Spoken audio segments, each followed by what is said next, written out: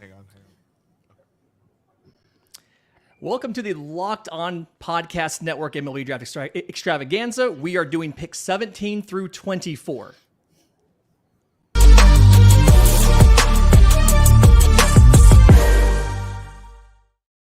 All right, so with the 17th pick, the Baltimore Orioles are on the clock. They have made their pick. This pick is brought to you by our friends at Game Time. Download the Game Time app, create an account, use promo code LOCKEDONMLB for $20 off your first purchase. Last minute tickets, lowest price, guaranteed. With the 17th pick, the Baltimore Orioles have taken center fielder Enrique Bradfield from Vanderbilt. This is a really interesting pick to me. Enrique Bradfield, the fastest player in the draft. And that the place you have to start when you discuss Enrique Bradfield is the speed and the defense, right? He is the fastest player in the draft. He is something where he doesn't have a ton of power. We'll get to that in a second. But very good vision at the plate. Doesn't expand the zone a lot. Walks about as much as he strikes out. But your questions you're going to have here are, number one, what's his power ceiling going to be? And then number two, will he be able to hit enough in MLB? There are reports that some teams, the reason Enrique Bradfield fell down to 17 was there are some teams that feel like you're going to have to overhaul his swing to get him to be somewhere around an average hit tool. Now, obviously, he's that old school style of leadoff hitter. Tons of speed, steals tons of bases. Again, dynamic defender. Question is, can he hit enough to make an impact in Major League Baseball? Yeah, he's we'll show the comps here in a bit, but I was talking earlier about you have your good comps and the negative comp. Like his negative comp is Miles Straw of the Guardians, where but more speed, less arm. But like he's a potential Gold Glove center fielder. I don't think anyone debates that. It's just going to be, what do you do with that swing? He's got a good eye at the plate, but yeah, you need to kind of rework it. How about that he was, had 46 stolen bases last year in 46 attempts. Dude is absolutely blazing. By all reports, he knows he's got to work on his swing. Now, not everyone knows that. There are people who don't want to work on their swing or don't want to take coaching. I think Oakland has to feel like they are comfortable that this guy's going to take coaching. He's going to, and getting an elite center fielder is hard. Getting that guy who's a 70-grade defender. So I understand the logic in this pick. He's a game-breaking athlete. And they've done a great job of coaching up a lot of young hitters. Yeah, and Baltimore's in that kind of scenario where they have a ton of outfielders right now, right? Like just in the top levels of the minors, they have Colton Cowser, who is hitting as well as you could possibly hit in AAA. Can't seem to get up to the bigs. You have, oh my gosh, Heston Kierstad. There you go. You have Heston Kierstad, who has been playing some first base, just trying to build some versatility because he's simply it's just so hard to get onto the field right now in Baltimore. And so you add in somebody like an Enrique Bradfield. It feels like you can take plenty of time. You can give him the space he needs to develop because you don't have that urgent need at the major league level like some other teams had when they were making their picks. Milwaukee, they are on the board. Their pick is college. It's going to be college. It's good. No matter what, it's going to be college. Yeah, that's Milwaukee's MO here. And it feels like, it feels to me like it's going to be a power hitter. They have enough guys who make contact. It feels like it's going to be a power hitter. If you're basing it off of the strength of the farm system, you're not going to take an outfielder simply because you have so many outfielders in the system. So it's going to be a college infielder. Who would you take if you're taking a college infielder that hits for power in this draft? There's only one right left. Because I'll put out the unpopular opinion. Yohandy Morales is hit over power. So it's Brock Wilkin, who's got the elite exit velocities, who is young for the class. I'll point out he's a 17-year-old kid in the 2020 draft. Has shown great growth every year. Someone I've kind of circled to the Guardians for a while. So if the Brewers break my heart, you'll just all have to give me a moment. But listen, he's one of my 5 best players left. He's big time power. He's gotten better every year.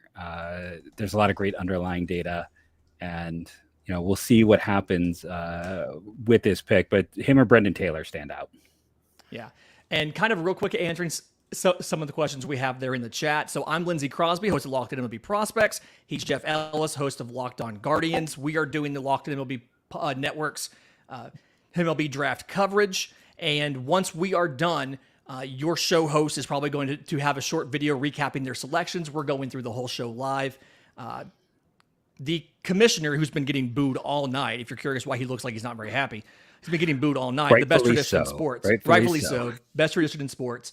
But the Milwaukee Brewers have made their selection. The 18th pick is brought to you by our friends at Game Time. Download the Game Time app, create an account, use promo code LOCKEDONMLB for $20 off your first purchase. Last minute tickets, lowest price guaranteed. With the 18th pick in the 2023 MLB Draft, the Milwaukee Brewers have taken third baseman Brock Wilkin from Wake Forest. It's almost like we teed you up perfectly for that. He's a guy, middle of the order, power bat. To your credit, this is a big thing for you. He had a great freshman year in the ACC and then went to the Cape and looked really good in the Cape after that. Fantastic raw power.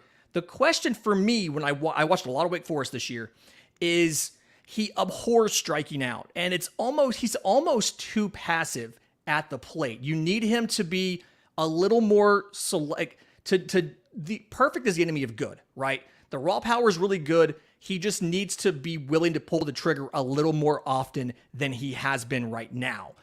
Defensively, I think that he's not super rangy, but he's going to be able to stick at third. He has a massive arm, and that's going to mitigate any sort of range issues that he has. And so if he does have to move, it reminds me of profile. We have it on the screen, reminds me of a Rhys Hoskins. But love what Brock Wilkin does. I think it's a good pick for Milwaukee here at 18. Yeah, he was my fourth or fifth best player available. And if you're looking for power, like outside of Nimmala, and they're not going high school, let's be honest. He's the only guy who fit for a power profile. Like Taylor is kind of that guy who's just average across the board. Waldrep is a pitcher, which they've only taken Ethan Small. Chase Davis would have been the other interesting guy. But I had Wilkin 17th overall. So this is a spot better. Someone asked about the best Wake Forest athlete of all time. I will tell you the best Wake Forest hitter of all time in the pros is, again, Stuart Fairchild. He needs to get a 1. I know someone will talk about Gavin Sheets has a negative WAR because of his defense.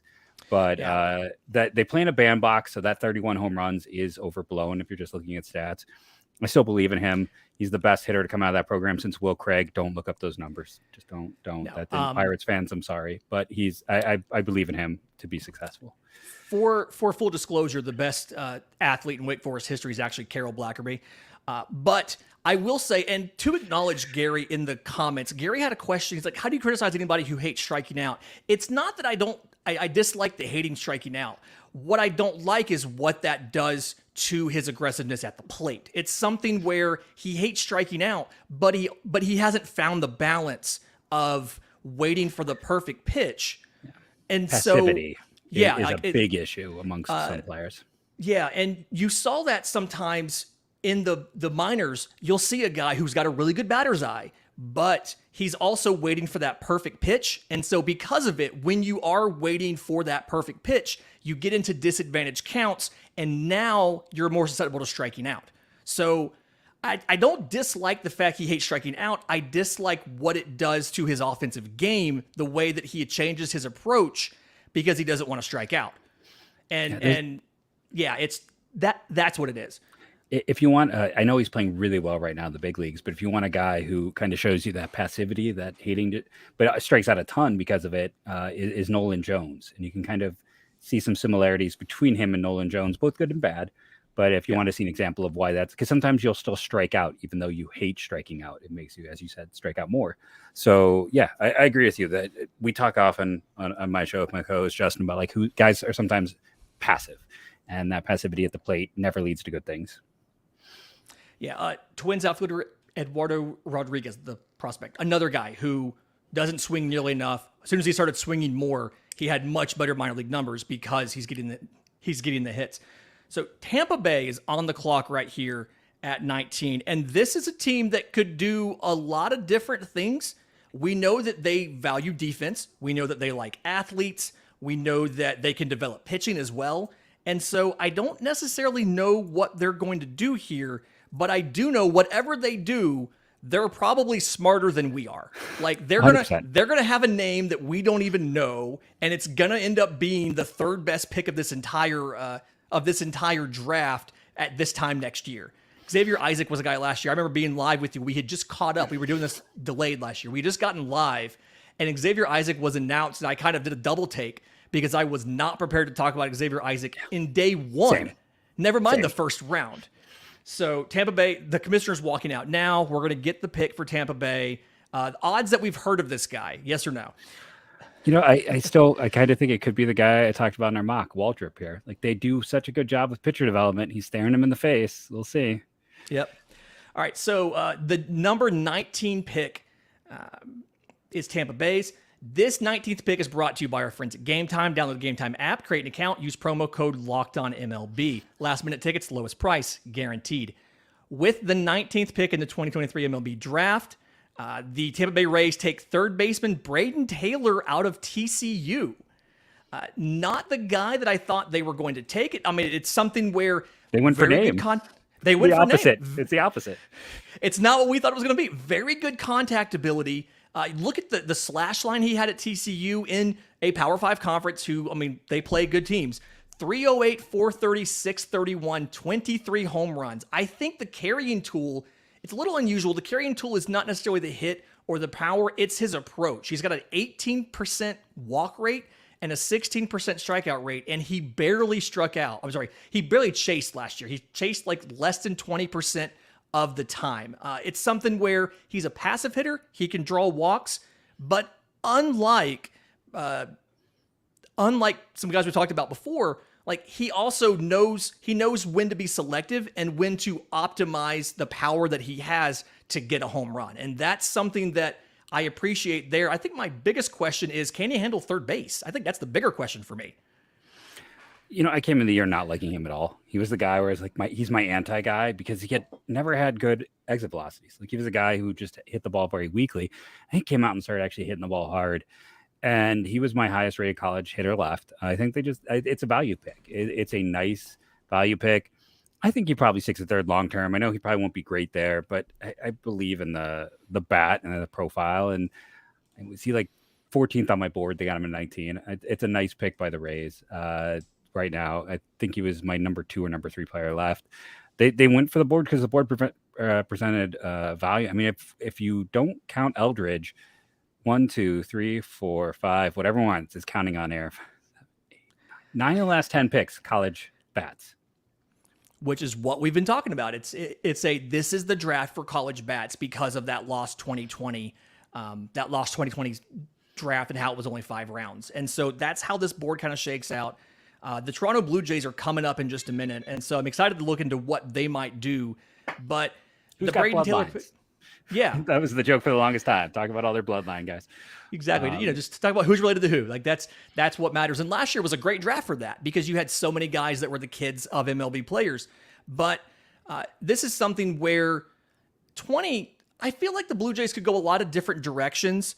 I think in our mock, I actually gave them Enrique Bradfield. He's obviously off the board, but it was something where I thought he was a good fit for the fact that they've been looking for an outfield defender and haven't necessarily found one.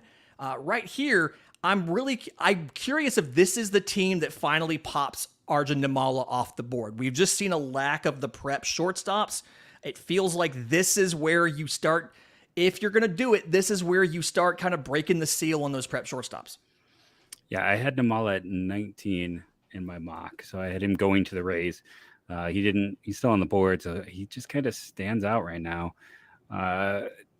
with this selection. I think he makes too much sense. He's the only top 10 guy left. Like, yeah, this was my old co-host when I discussed that in the show. He likes to come up and come on to the show. So this is my 16-year-old cat who's hanging out. But I think Nimmala, he's the skinniest guy you've ever seen with double plus power. Like, it's 70 grade power. The kid's an absolute rail, but it's so natural. And if it's him here, I think it's a smart call. Yeah, and if this is the pick, something to remember for Blue Jays fans is this is where we talk about position doesn't necessarily matter in the first round based on what you have, because like your strength arguably is infielders and your need is catchers. Now, there's no catchers on the board right here that would make sense. It'd be a way overdraft of anybody. But this is just absolutely something where Arjun Nimmala checks a lot of boxes. He is one of the youngest players. I don't think he turns 18 until like December. So Yeah. if that is the November. pick, there you go. So like if Sorry, that is the I'm being pick, pedantic. Apologies. no, it is fine.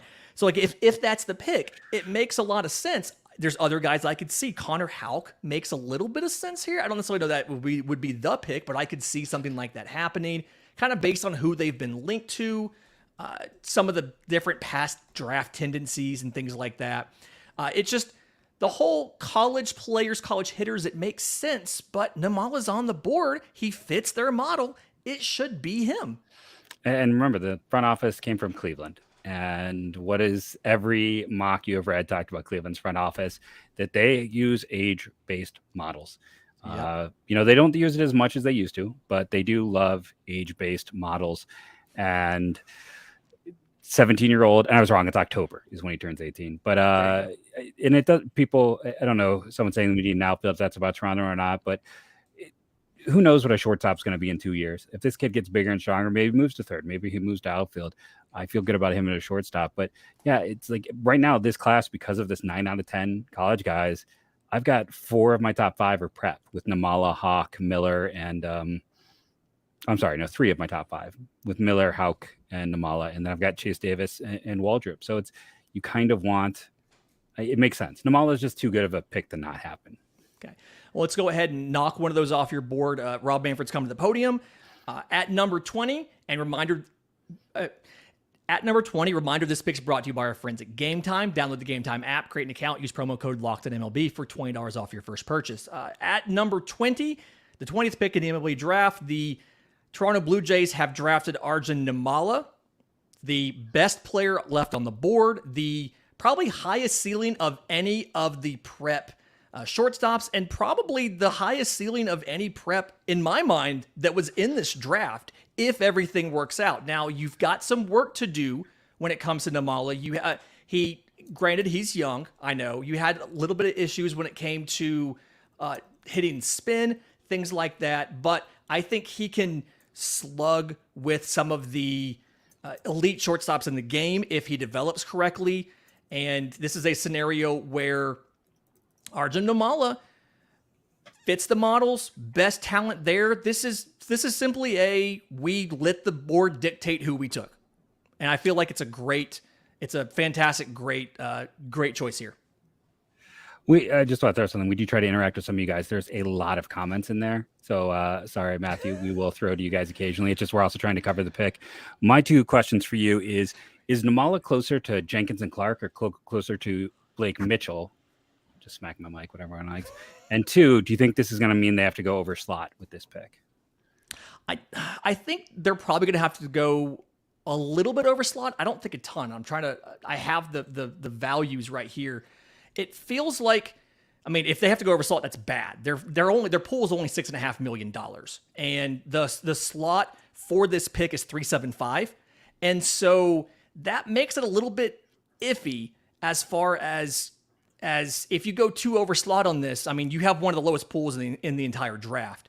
But at the same time, you do have a pretty robust farm system, and it feels like there's not a ton of guys you need. And the ceiling on him, to me, is worth going over slot for because it is one of the best total packages if he pans out. I think it's a great pick. Tony mentioned it. I think it's a great pick. Yeah. No, they got a top 10 value. Yep. Okay. At 21, so the St. Louis Cardinals are on the clock right now, and here's the thing: the last 2 years, right? Back-to-back college pitchers. Back-to-back college pitchers. I've been banging the drum on Locked On MLB Prospects that they take pitchers that are like pitchability guys that are 4.5s. They don't go for the big arm that has the amazing stuff. Hurston Waldrep is on the board. Do they make this choice, or do they lean into the strength of the draft and go with a hitter, probably a college hitter, or do they go for the thing that they don't arguably have in the system outside of maybe Tink Hens? Can I propose a trade for 3 years down the line? So the Okay. Cardinals draft Chase Davis because they're good at developing outfielders. Cleveland drafts Hurston Waldrep because they're good at developing pitchers. Then these two teams trade those two guys in 3 years because Cleveland can't develop an outfielder to save their life. St. Louis seems to be unable to develop a starter. These are the top college pitcher and hitter. So what about that? Pencil it in for think, 3 years from now. Just they develop for each other because they can't do it themselves. I like Waldrep. I don't know how it would work for him there. I think he would be good. I think, it'd be interesting to see them go Colin Houck. They've had some, look at the Jordan Walker and some of those high ceiling, though that, Joshua Baez has not worked out. They've had a lot of swing and misses on some of those guys, but right now, my own personal top 5 was Davis, Houck, Waldrep, Miller, and Bryce Matthews of Nebraska, who's another guy I'm ridiculously high on. So, but I'm kind of curious to see how this pops and how this goes. But it almost feels like they've back-to-back years with pitchers, maybe 3 in a row. Yeah. So the pick is in. Manfred's at the podium. The 21st pick in the MLB Draft brought to you by our friends at Game Time. Download the Game Time app, create an account, use promo code LOCKEDINMLB for $20 off your first purchase. Last-minute tickets, lowest price guaranteed. With the 21st pick in the 2023 MLB Draft, the St. Louis Cardinals take right fielder Chase Davis out of Arizona. They take, Kylie McDaniel said their weakness in the minors was they needed outfielders. They have taken an outfielder in Chase Davis. One of the big risers in this class, something like it's hard outside of a Dylan Cruz and a Wyatt Langford. Outside of that tier, it was hard to find a guy that had a more well-rounded offensive profile. Feels like he can hit for average. He can draw plenty of walks. He's gonna hit for power as well. And he hits the ball harder than just about anybody in the class. His 90th percentile exit velos were ridiculously good. Now, he does have swing and miss in the game, especially dealing with spin on the edges of the plate. But is this something where did they reach for him? Is this something where they leaned into their strengths? You mentioned they do well developing outfielders. Did they lean into their strengths like what the Braves did last year? Or is this something where I want to get this out of the way real quick so we can have that Seattle discussion? Is this something where they took the best talent was there? I mean, I had Davis 18 on my board. There is concerns he didn't play well in the Cape, and Arizona players tend to get inflated numbers because of the environment.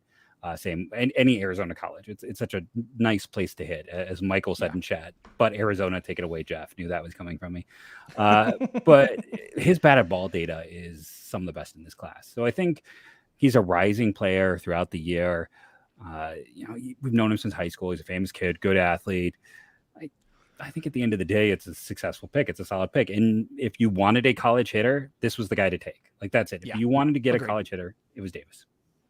This was the guy that I wanted to fall to my team, the Atlanta Braves. I was high on that.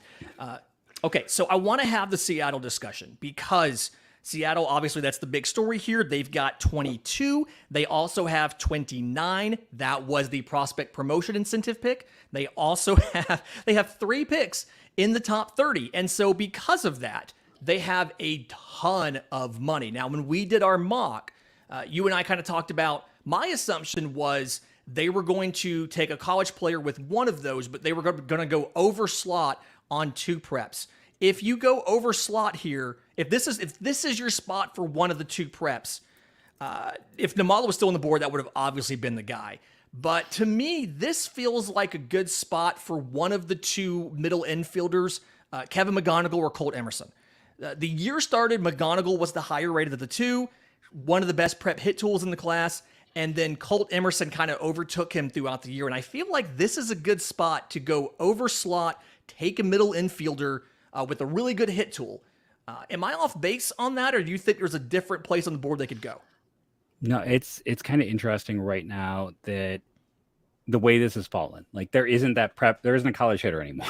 The college hitters are gone. Jack Hurley is probably the next name. But the group has been absolutely eviscerated. I really like Bryce Matthews. I think he would be a good value here, but I don't think most people would agree with me. So you're looking at those players, and Colt Emerson is someone who, all week it's felt like you've seen him in the teens. So one could argue that he is, he's the next guy. If you like models, he's 17. Ohio has not had a first-round pick since Matthew Smorrell went to the Blue Jays in 2012, and that was a supplemental first-rounder. If you want a first-round pick, Chad Billingsley in 2003 was the last prep player from Ohio to go in the first round. We're talking 20 years, so it would be kind of nice if it is Emerson. I like McGonigal a little bit more than Emerson myself, but there's a lot of upside in Emerson as a young kid, and listen, swing and miss problems and 17-year-old shortstop are just the things you do not want to have as a drinking game today. Those are not the things you want. Nothing that I write more than those two things when I wrote my 60 player profiles. Yeah. To me, when you look at McGonigal versus Emerson, McGonigal is still a victim of that thing. We've seen teams get better about this recently, but he's still a victim of that scenario where guys who aren't going to stick at shortstop and they have to move into second base, they're a little bit undervalued compared to the guys that are going to play shortstop. And Emerson at least has a chance of sticking at short. McGonigal, I feel like he would be if he went to college, he's probably a second baseman freshman year. Emerson at least has a chance to stick.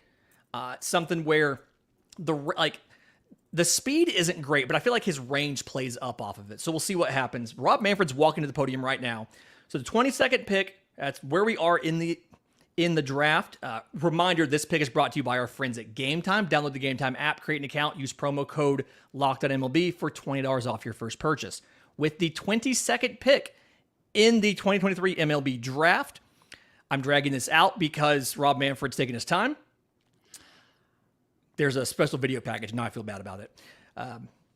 The Seattle Mariners take shortstop Colt Emerson at number 22. So a lot of the stuff we just talked about obviously is good. He did really well in the showcases. What I love, Colt Emerson, the hit tool. It's not the best prep hit tool in the class, but it's up there. I think he's got some sneaky power, something where he's going to be able to develop it. I think Modesto is going to be a good environment to do some of that. But the hands, very quick hands. So the hands are really good. The bat speed is really good. Makes me feel good about the power potential that's there. A lot of what he does now, I feel like it's pull side, but obviously has the capacity to grow. He can get to any ball in the strike zone, which is nice. He's got the plate coverage. Not a lot of preps can do that so much. So plus hit tool, above average power. I think if that pans out, you don't really care where he plays, if he plays at second or third versus sticking it short. But I like Emerson. This, to me, feels like it's got to be, this is the overslot pick we were expecting from Seattle. When they have 29 and 30, I'm willing to guess one of those will be a college pick, and one of those will be another overslot pick. Yeah, we'll see. I realized I left off Yohandy Morales, who I just keep forgetting there is one more college guy. He's so maybe forgettable. He kind of is, unfortunately. But yeah, Emerson, I think he's closer to just average tools across the board. And I do wonder if he gets bigger and stronger, but it is just he's 17. He has played well against top competition. He's a blank slate. And if you trust your development, it feels like Seattle should, then he is a blank slate who's 17 years old, who you can develop, who's he's kind of twitchy, which is a good thing. Yeah, I do want to say, so they've officially announced that. I do want to say those Seattle hats with the upside down trident, those are very clean. So Mariners fans, those are fantastic hats. I love them. I'm not even a Mariners fan. I want one of those. Those are fantastic. So love that. Okay, so the Emerson pick. Now we're looking at more of these. We're starting to get into some of that prep class that we had, because we've taken a lot of these guys off the board. A lot of the college guys have gone off the board. Who are we looking at now? Your Guardians. This is your moment. Take some time. Who do you want to talk about as an option here? Who do you like for the Guardians at 23? And Hurston Waldrep is staring them in the face. And you go back to 2021 when they drafted 3 Florida pitchers, basically putting the whole program on Watt. They put the whole thing on blast. Hey, we think you're terrible at development. We're going to take 3 of your guys on day 2 because you can't develop. Sorry, 2 on day 2 and 1 on day 1. It's a pretty cold-blooded move. And I even saw Jack Lapwich tweeting about the developmental program being too rigid for certain guys. And Waldrop's his fastball, he was through it like 80% of the time, and it's arguably his third best pitch. So him there is just staring him in the face. Colin Houck, if you want, or Kevin McGonigal are kind of those shortstops they like. Morales, I think Bryce Matthews is, again, fascinating just in terms of his athleticism. I think they would go college. Maybe I'm wrong. It just feels like there's so much data on college guys nowadays that's where they likely go. I'd be a little surprised if it's a prep arm, so it's going to be a prep arm. Rafael Velasquez is a guy I really love. I don't know. I haven't heard any talk of them to him. He's where do I have him? I put him 22 on my board because I think he's plus hit, plus power. I don't know if he can stick a catcher, but he's one of my top 5 available. Yeah, that's something where they have the Guardians are one of those teams. I feel like they're kind of like the Rays in that they're going to go with what comes out of the model, and it could surprise us. Again, Xavier Isaacs, the poster child of this, we were all talking about it was going to be, he was a day 2 guy last year. He goes in the first round. He ends up being a very good player. And so like he's doing really well right now. So this feels like another place where we might get a little bit surprised by a player. While we have a second, they are still on the clock. The pick is not in yet. Just to kind of recap real quick, I'm Lindsey Crosby. He's Jeff Ellis. I'm host of Locked On MLB Prospects. He's host of Locked On Guardians. This stream is going to go through pick 24. We will then move over to the next stream. The link is in the episode description for that, for picks 25 through 32. Okay, there is a question in the chat while we have a minute. What about Charlie Soto? And he's one of the names. He was really hot earlier in the year, the right-handed pitcher out of Reborn Christian down in Florida. Tons of velocity, slider, changeup, but I've seen some issues with strike throwing. Where do we think he ends up landing, and where do we think he's going to be? Well, I know that's one of my listeners, one of my everydayers, Heminger. But so Cleveland should never take a prep arm. They're just not good at developing them. We've had a lot of them, and it's not going to be Charlie Soto. So I think that might be in that. Listen, he is another blank slate. He's 6'5", he's 17. He's, he's a guy who you're just betting on what he can be and not what he is now. Yeah, interesting. Okay, that's kind of makes sense there as far as some of the outlook there on that. So yeah, just as a quick re-rack, I think I have number 1 for me is pretty solidly Hurston Waldrep right now. 2 is Colin Houck. 3, Aiden Miller. 4, Bryce Matthews, and 5 is Rafi Velasquez. So those are my top 5 heading into the Guardians pick. So which fall down the board is more surprising? Would you say that that Nimmala falling all the way to 20 is more surprising, or Hurston Waldrep still being on the board at 23 is more surprising? See, I mean, we saw the rumors in the mocks that Nimmala would slide, and we knew Waldrep there'd be issues because the performance this year was not good. Like, let's be honest, it was not a good year for performance. Yeah, I think I'm a little more surprised by Waldrep just because I thought someone would jump on pitching traits for him by now. Whereas Nimmala, he just fell victim to everyone wanting to jump into that college back class. So I think Waldrop's a little more surprising. There isn't a mind blower this year, right? Like this isn't a Cam Collier, a Khalil Watson. And I guess maybe Kyle Teal is the one who was a bit of a surprise, but that's only fallen to 14. So it's like we didn't have that big slide this year. Wasn't very far. Okay, so the commissioner's coming to the podium now. We are at pick 23. This pick is brought to you by our friends at Game Time. Download the Game Time app, create an account, use promo code LOCKEDONMLB for $20 off your first purchase. Last minute tickets, lowest price, guaranteed. The Guardians are going to test my pronunciations here with the 23rd pick in the 2023 MLB Draft. The Guardians are selecting catcher Rafael Velasquez out of high school. So he was on your board as one of the top guys. This is your team. Have at it, Jeff.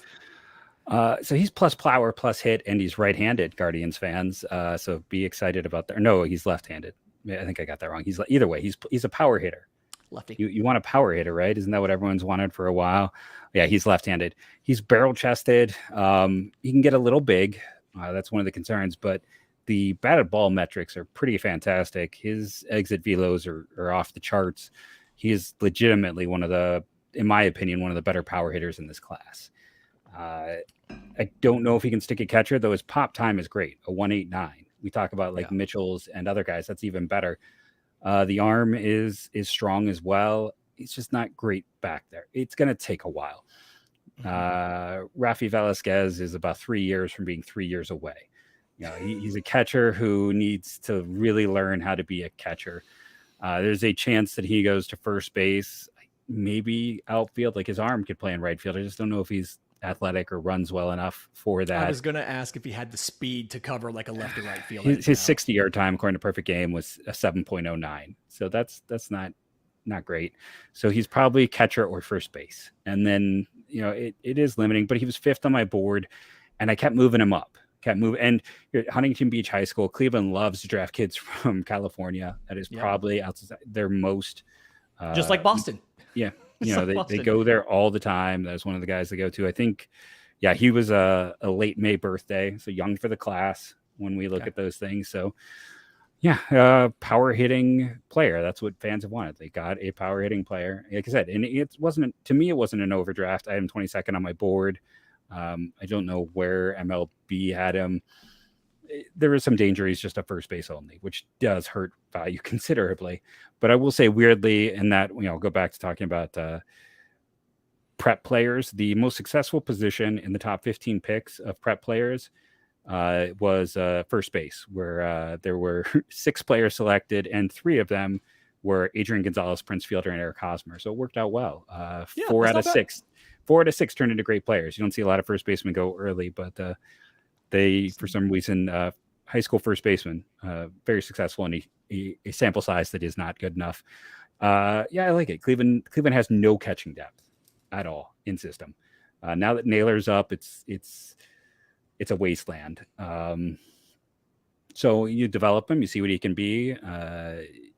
He seems like a bit of a baseball rat from what I understand, but I'm happy with the selection.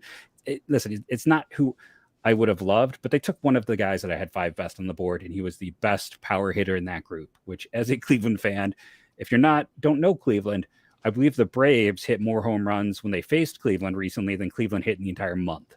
So power is an issue. Yeah, power is definitely needed by the team. So Atlanta's on the board here, and I got to be honest, I've been torn on what Atlanta was going to do. In our mock, I gave them Bryce Eldridge, obviously off the board. We know they love really good athletes. We know that, the thing we did not know about is the run of pitchers early, is that an organizational preference? Is that a model thing? Is that how the board has shaken out? They're very good at developing arms. That is arguably the only thing their system really has right now is arms. Hurston Waldrep is on the board. And the Braves fan in me really wants them to pull the trigger here. And they're good with traits. Like they're good with traits. Yes. Yeah. No, last year's picks, I really liked Owen Murphy, right? Like that was his name. I kind of but no one expected him to go where he went because he was undersized and there were some negatives, but there were good traits. This is an organization that values traits, which does make Waldrep make a lot of sense. Okay. All right. So with the 24th pick in the MLB Draft, which brought to you by our friends at Game Time, download the Game Time app, create an account, use promo code LOCKEDONMLB for $20 off your first purchase. With the 24th pick in the MLB Draft, the Atlanta Braves pick Hurston Waldrep, the right-hand pitcher out of Florida. I have to admit, I am very excited as a Braves fan for this choice. So he's a Florida pitcher, but he's not a Florida pitcher. He was at Southern Miss for 2 years and then transferred to Florida for his junior year. So he is more developed than a typical Florida pitcher would be. The stuff, I think the fastball splitter combo is fantastic. The fastball gets up to 99. It has a ton of run up in the zone. It will miss bats. The splitter, 70 grade. This might be, and this may be a little excessive, this might be the single best pitch in the entire draft. Definitely best non-skeens, at least. Yes, definitely best non-skeens pitch in the entire draft. I want to say the whiff rate on that, I saw it during the College World Series, over 60% swing and miss. 70 grade pitch, if not a little bit better. Really good tunnel off of the fastball to go along with it. He has a slider. It's a 2-plane slider. He's got a curveball. It's a vertical breaker. I think the curveball could be really good, but he can't always land it for strikes. So the developmental curve here for Atlanta feels like it very much is refined the command and control. There, 63.4% whiff rate on the split change. That's what it was. Second best of any pitch in Division I baseball last year. So refine the curveball. He's a fantastic athlete, very good mechanics. Feels like he's going to run through Atlanta's system very quickly. The biggest question you have is the transition to the major league throwing schedule. Honestly, that is the biggest question I think of all of this here. Now, there is a question in the chat why pitching is our best development, but hitting sucks. I think for Atlanta, they've kind of learned this is what we are good at. We are good at developing pitchers, and we can, because we know more about these pitchers than other teams do, we can develop them, and then we can trade the ones that we don't think are going to work to another team, and by another team, I mean Oakland, to another team before that team figures it out. And so there is a question, has Hurston Waldrep peaked? I don't think he has. I do think he has more development left, and specifically, it's that curveball. How consistent can you get it? But I absolutely love this pick. This is, if I'm doing my favorite picks in this draft, this is probably in my top three, simply because I think it's a great combination of a player with an organization, taking advantage of the talent on the board. I love the Hurston Waldrep pick to the Braves at 24. There's some Spencer Strider vibes, right? Like, not to put too much on him, but it feels like there's some of that. No, I agree. It would definitely be one of my top five. It's a great pick. It's a smart pick. It's a great pick. And it's not enough that I just got to watch an offense where your ninth hitter would have been our number 2 hitter, but now you're adding an arm who could be a front rotation guy, or at worst case, an absolute killer as a reliever closer with that splitter. So yeah. Congrats, Braves fans. Congrats. Yeah, the Braves kind of did kill it a little bit. Okay. All right. Quick reminder for everybody. This is the end of this stream. We are going to the next stream for picks 25 through 32. The links are in the episode description for this episode. Once we do that, we will have the next 8 picks. But in the meantime, thank you for being here. Thank you for your comments. Thank you for your questions. And we will see you in the next stream.